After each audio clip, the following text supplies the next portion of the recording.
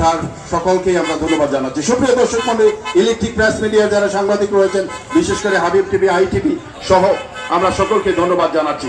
সুপ্রিয় দর্শক মণ্ডলী, আপনারা জানেন খেলা রাজা ফুটবল, মজার খেলা ফুটবল, উত্তেজনার খেলা ফুটবল, গোলের খেলা ফুটবল।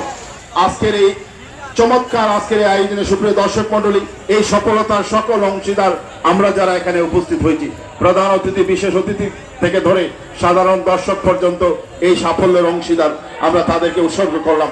সুপ্রিয় দর্শক মণ্ডলী, আমরা লক্ষ্য করছি অনেকটা চড়াও হয়ে খেলছে প্লেয়ার্স ইউনিট, কিন্তু ফলাফল আদায় করতে ব্যর্থ হচ্ছে। অপরদিকে বেশ কয়েকটি আক্রমণ দ্বিতীয়ার্ধে শুরু করেছিল সোনারঘাট ফুটবল একাডেমি, 2-0 গোলে এগিয়ে রয়েছে এবং আবার একটি আক্রমণ এবং নিশ্চিন্ত একটি গোল থেকে বঞ্চিত হলো সোনারঘাট ফুটবল একাডেমি, 2-0 গোলে এগিয়ে গেল।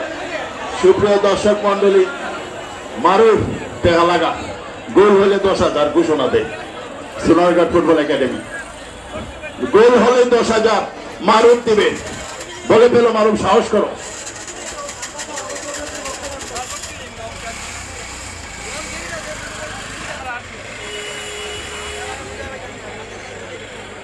চমৎকার, জয় পরাজয় বড় কথা নয়, আমরা সবাই এগিয়ে যাব। আশার কথা, সারা দুনিয়ায় 200-র উপরে ছাত্র রয়েছে ফুটবলে, আমাদের অবস্থান কিন্তু রোল নাম্বার 176, সুতরাং আশাজনক নয়। আমাদেরকে অবশ্যই 1, 2, 3-এর মধ্যে থাকতে হবে, সবাইকে এই দিকটা লক্ষ্য করতে হবে।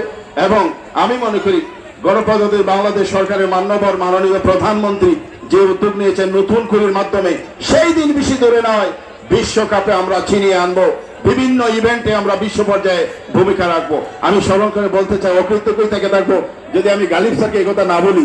স্যারের উৎসাহে আসলে স্যারও কিন্তু জয়েন করেছেন মাত্র একদিন, এর মধ্যেই কিন্তু নতুন কুড়িতে অংশগ্রহণ, 8টি ইভেন্টে আমরা সোনারঘাট অংশগ্রহণ করেছি এবং গোল্ড মেডেল আমরা অর্জন করেছি।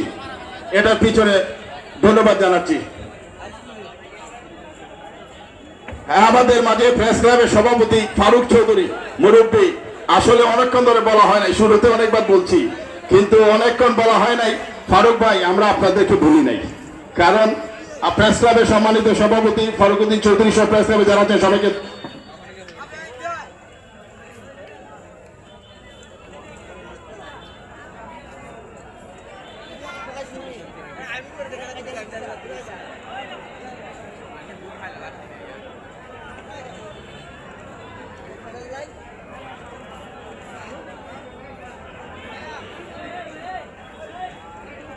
ধন্যবাদ সাজিদকে। সুপ্রিয় দর্শক মন্ডলী, সামনে আমাদের বিশ্বকাপ, কে কে আছেন ব্রাজিলের পক্ষে হাত তুলেন দেখি।